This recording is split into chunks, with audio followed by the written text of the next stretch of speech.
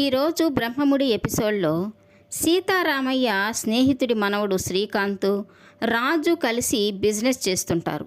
శ్రీకాంత్ వాళ్ళ కంపెనీ రాజు వాళ్ళ కంపెనీకి బిజినెస్ కాంట్రాక్ట్ ఇస్తూ ఉంటుంది. ఇక సీతారామయ్య స్నేహితుడు ఇంటికి వచ్చి, మీ రాహుల్ మా మనవడితో అమర్యాదగా మాట్లాడాడని, కేర్ చేయలేదని, మీకిచ్చే బిజినెస్ కాంట్రాక్ట్ని మీ ప్రత్యర్థి అయిన సామంత్ గ్రూప్ ఆఫ్ కంపెనీకి ఇచ్చాడని చెప్తాడు.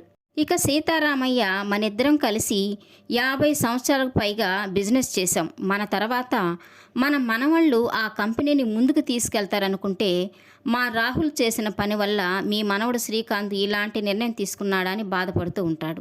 రాహుల్ చేసిన పని వల్ల స్వరాజ్ కంపెనీ నష్టాల్లోకి వెళ్ళే పరిస్థితి వస్తుంది. ఇక సీతారామయ్య రాహుల్ని పక్కన పెట్టి కంపెనీ పగ్గాలు రాజు చేతికిస్తాడు.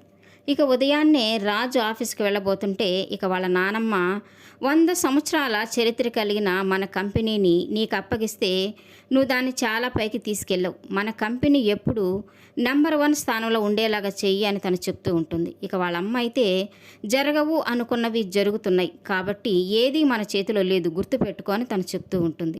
అనామికతో చేతులు కలిపిన రుద్రాణి తనకి ఫోన్ చేసి, రాజు మరల ఆఫీస్కి వెళ్తున్నాడు, కంపెనీ బాధ్యతల్ని తను తీసుకున్నాడు అని చెప్తూ ఉంటుంది. ఇక అనామిక అయితే, మరేమీ భయపడకండి ఆంటీ, ఆ కావ్యనే అస్త్రంలాగా రాజు కంపెనీ మీదకే ప్రయోగించబోతున్నాను. ఇప్పుడు భార్యాభర్తల మధ్య యుద్ధం మొదలవుతుంది, చూస్తూ ఉండండి, అది ఎంత దూరం పోతుందో. రాజు కంపెనీ పతనం అవుతుంది, భార్యాభర్తలు శాశ్వతంగా విడిపోతారు అని చెప్తూ ఉంటే ఇక రుద్రాణి అయితే చాలా సంతోషపడిపోతూ ఉంటుంది. ఇక రాజు చాలా రోజుల తర్వాత కంపెనీకి వెళ్తూ ఉండడంతో దైవ దర్శనం కోసం గుడికి వెళ్తాడు.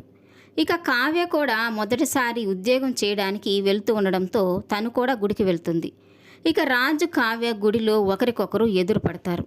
సామంత్ కంపెనీ తమ కంపెనీకి ప్రత్యర్థి అని, అదే కంపెనీలో చేరి స్వరాజ్ కంపెనీకి నష్టం తేబోతున్నానని కావ్య తెలుసుకుంటుందా? జరగబోయే ఎపిసోడ్లో తెలుసుకుందాం.